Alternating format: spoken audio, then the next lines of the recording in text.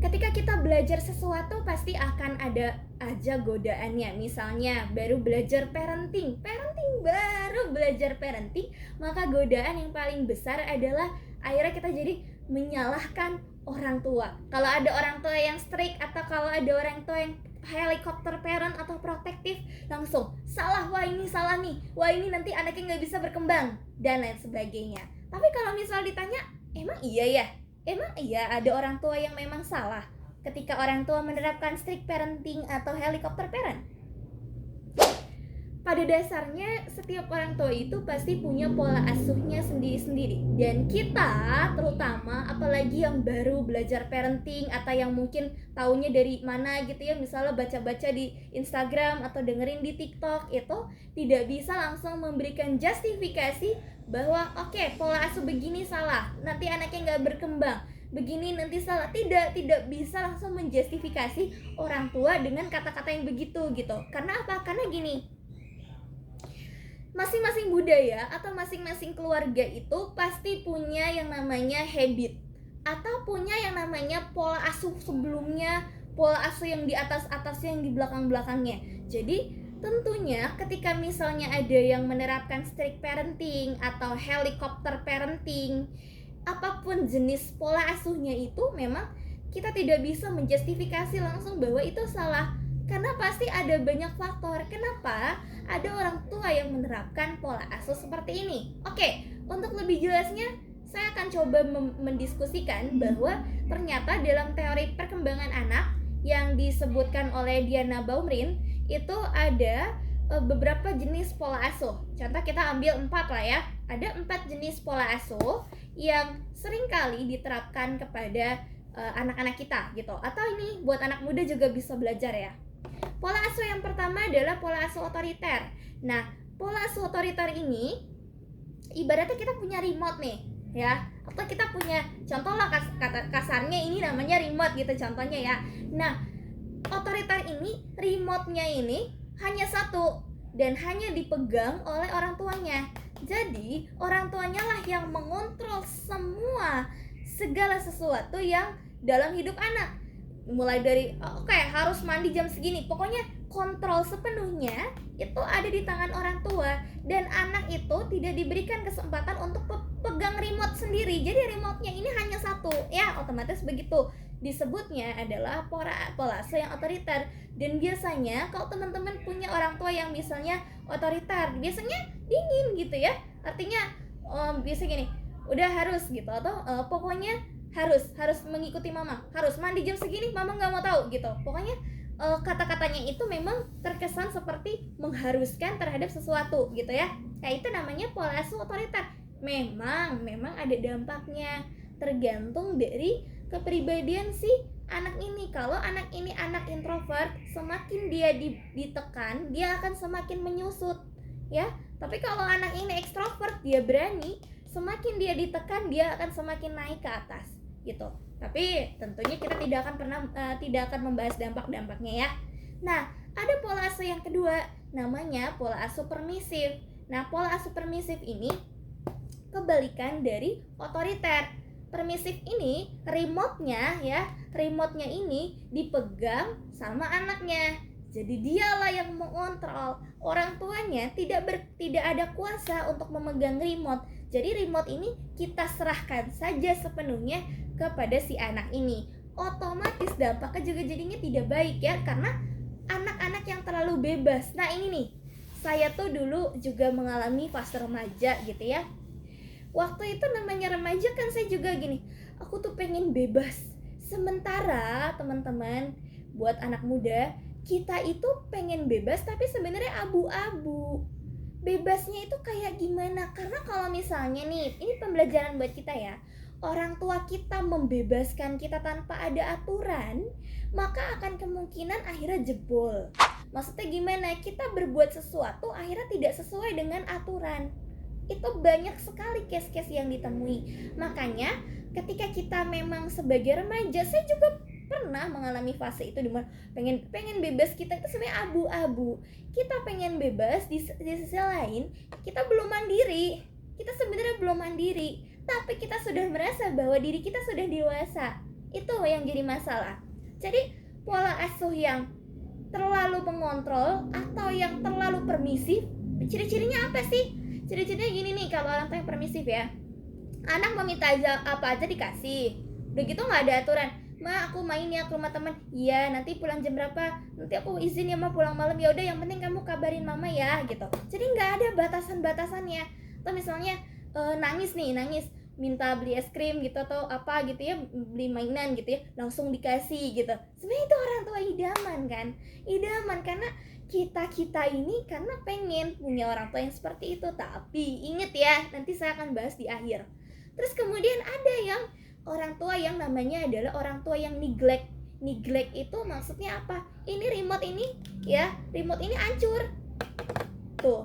Jadi antara anak dan orang tua ini memang gak ada kontrol udah. Jadi yang penting udahlah, yang penting anak saya udah makan, udah ini urusan nanti udah nggak mau ambil pusing.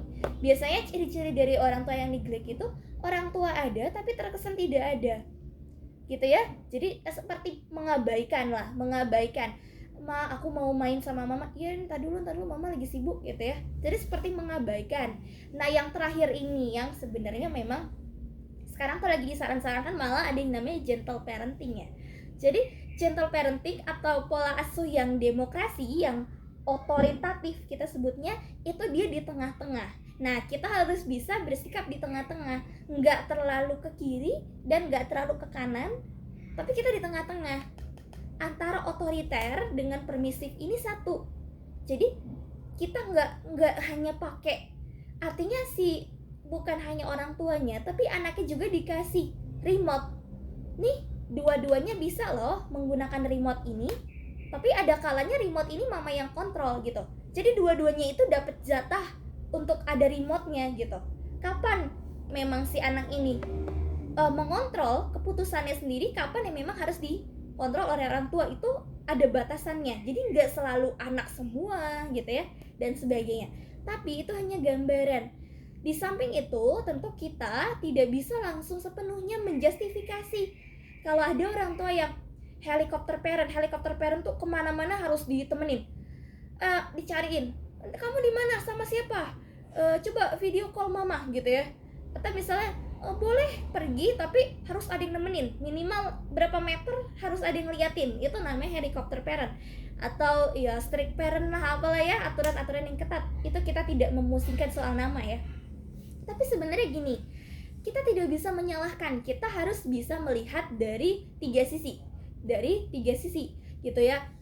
Yang pertama, ada dari sisi orang tua. Kenapa kok ada orang tua yang mendapatkan pola asuh se-over itu gitu ya. Tentunya setiap orang tua itu pasti pengen yang terbaik buat anaknya. Nggak ada orang tua yang mau menjerumuskan atau mau berharap anaknya yang kemalangan buat anaknya gitu. Karena pasti setiap orang tua itu ingin yang terbaik untuk anaknya. Cuman kadang-kadang cara penerapannya aja yang kurang cocok gitu, ketika kita sentuh di bagian orang tuanya. Atau bisa jadi pola asuh itu kayak lingkaran yang terus kayak siklus gitu. Kakek nenek kita dulu bisa aja menerapkan pola asuh yang sama, atau misalnya kakek nenek sebelumnya menerapkan pola asuh yang sama. Jadi seperti warisan, yang warisan itu akan terus turun-temurun kepada generasi kita berikutnya. Jadi kita nggak bisa, oh ini salah nih, harusnya nggak begini. Tidak ya, tidak seperti itu. Karena bisa jadi ada beberapa faktor. Bisa jadi karena tadi pola asuh itu siklus. Contoh, anak yang terbiasa dibentak. Bisa jadi orang tua yang melakukan itu sebenarnya bukan karena bermaksud ingin menyakiti, tapi karena dulunya orang tua itu dibesarkan dengan cara yang sama. Kalau teman-teman pernah lihat di psikoanalisis, namanya teori Sigmund Freud. Sigmund Freud itu bilang bahwa hampir semua hidup kita itu dikendalikan oleh yang namanya alam bawah sadar. Alam sadar itu paling hanya sebagian kecil aja. Alam bawah sadar tuh yang kayak mana sih? Contohnya, sifatnya itu otomatis teman-teman. Misalnya nih teman-teman belajar bawa mobil gitu ya, belajar menyetir mobil. Nah, kalau misalnya masih mikir-mikir dulu, nanti abis itu oh gini ya, nanti abis itu nanti belok kiri, terus nanti caranya itu berarti belum masuk ke namanya alam bawah sadar. Tapi kalau sifatnya udah otomatis, oh udah tahu nih, langsung gitu. Atau tiba-tiba saya lagi ngedengerin omongan siapa terus tiba-tiba saya refleks gini, itu berarti namanya alam bawah sadar. Jadi sifatnya adalah otomatis, dan alam bawah sadar itu biasanya didapat dari luar, stimulus didapat dari luar. Ketika memang dia dibesarkan dengan cara berteriak, otomatis nanti ketika dia besar dia akan marah dengan cara yang sama. Karena apa? Karena stimulasi yang masuk ke sini itu adalah berteriak gitu. Jadi nggak ada yang salah sebenarnya. Oh, jadi kita tidak bisa menjustifikasi itu kalau dilihat dari segi orang tua. Sekarang kita akan melihat dari sisi yang kedua, yaitu adalah sisi remaja. Nah, buat kalian para remaja, saya paham banget karena saya juga pernah melalui fase-fase remaja gitu, dimana kan remaja itu kadang-kadang kita suka menganggap diri kita itu sudah dewasa gitu ya, padahal sebenarnya diri kita itu kalau dibilang udah dewasa juga belum gitu, dibilang masih anak-anak juga udah enggak gitu, jadi kita tengah-tengah lah. Nah, kadang-kadang di masa remaja ini anak atau kita seringkali menganggap bahwa diri kita ini sebenarnya sudah otonom. Maksudnya apa? Mandiri gitu. Tapi dibilang mandiri juga tidak gitu, karena keputusan-keputusan yang kadang-kadang kita ambil tuh sebenarnya labil gitu, atau tidak sesuai kadang-kadang. Nah, kita perlu paham bahwa kadang-kadang kalau ada orang tua yang protektif, itu sebenarnya bukan hanya didasari oleh rasa sayang, tapi karena orang tua belum percaya bahwa anaknya bisa. Itu kadang-kadang ada juga yang begitu. Misalnya gini, si anaknya izin nih, misalnya kamu izin gitu ya, mah aku mau kos gitu ya, di usia kamu yang masih sangat muda lah ya. Terus mamanya tidak memberikan izin, misalnya oh nanti ya nak gitu, aduh belum saatnya gitu. Kan ada beberapa orang tua yang sangat-sangat memproteksi ketika anaknya jauh dari rumah. Nah, bisa jadi bukan hanya rasa kasih, tapi memang kemampuan anaknya belum mumpuni ketika dia harus dilepas di luar. Jadi tidak ada yang aku mamaku gini, tidak. Kalau misalnya kamu memang merasa seperti itu, sekarang kamu bagaimana caranya supaya aku bisa mumpuni dulu, baru nanti dapat kepercayaan dari orang tua gitu. Contoh misalnya lagi, mamaku tuh sebenarnya agak ini ya kak, bisa aku pulang malam dan sebagainya. Oke, kalau memang kamu mau mendapatkan kepercayaan, bisa nggak misalnya setiap kali kamu pergi kamu selalu memberi kabar. Iya, memang seperti itu gitu. Jadi kadang-kadang orang tua kita itu perlu bukti. Mana buktinya kamu bisa dipercaya gitu. Jadi misalnya orang tua kamu, aduh kamu mah gak bisa nih kalau pergi-pergi sendiri gitu ya, nanti pulangan nanti juga tepat waktu dan sebagainya gitu. Nah sekarang kamu mau nyoba nih, bisa nggak misalnya dalam berapa setiap kali pergi atau setiap kali sampai mana, mah aku udah sampai sini nih, mah aku udah sampai sini nih. Nanti lama-lama orang tua akan percaya, oh iya ya ternyata anaknya nggak akan pergi ke tempat-tempat yang tidak diinginkan, misalnya dia aman kok sama teman-temannya gitu ya. Itu kalau kita lihat dari sisi remaja. Kemudian kita yang ketiga, kita melihat dari sisi kita sebagai masyarakat atau sebagai orang-orang yang melihat satu pendidikan atau satu pola asuh. Karena kita hanya bersikap sebagai komentator, artinya kita tidak merasakan langsung di posisi si anak, maka memang kita perlu mengambil jalan tengah gitu. Ada orang yang mudah sekali menilai, misalnya gini, kalau ada anak yang mungkin disuruh sama orang tuanya, dek besok kamu ikut olimpiade ya misalnya, terus kita ngelihat nih, wah anak ini kayaknya terpaksa nih. Nah tugas kita yang melihat itu tidak serta-merta langsung memberikan asumsi sendiri, wah ini kayaknya orang tuanya terlalu mengatur dan sebagainya. Tidak, karena kita hanya melihat, belum tentu apa yang kita lihat itu anaknya beneran terpaksa gitu. Jadi ketika kita memang melihat fenomena seperti ini, selama memang orang tuanya tidak melakukan satu kekerasan fisik dan sebagainya, tentu kita tidak memiliki wewenang untuk mencampuri secara lebih dalam gitu.